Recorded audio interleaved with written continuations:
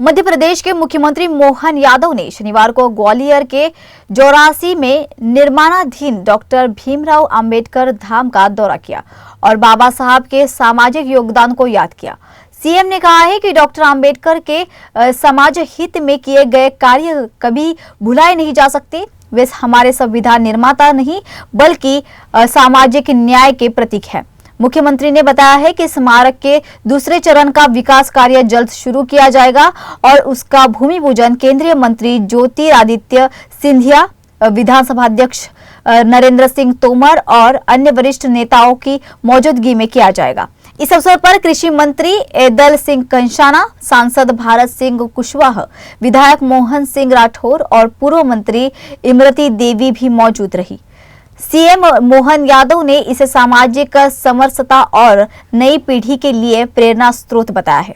अंबेडकर जी के समाज में उनके द्वारा किए गए योगदान को स्मरण करने के लिए लगातार माननीय प्रधानमंत्री जी, उसके पूर्ववर्ती हमारे तत्कालीन प्रधानमंत्री स्वर्गीय भारत रत्न अटल बिहारी वाजपेयी जी, हमारे अपने विचार परंपरा के आधार पर हर साल उनकी जयंती और उनकी पुण्यतिथि मनाते हैं।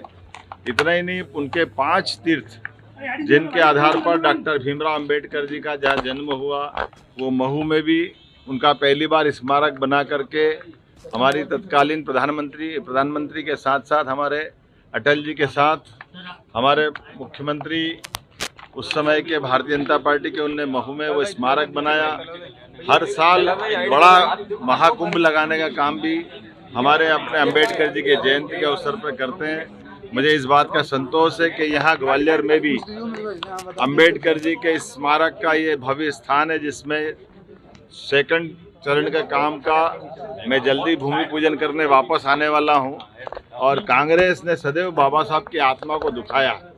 जीते जी बाबा साहब के साथ झूठ बोलकर छल किया गया।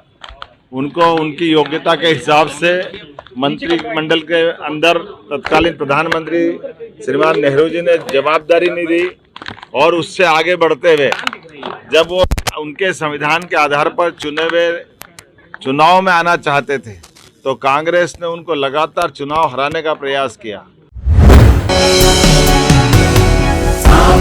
India, India.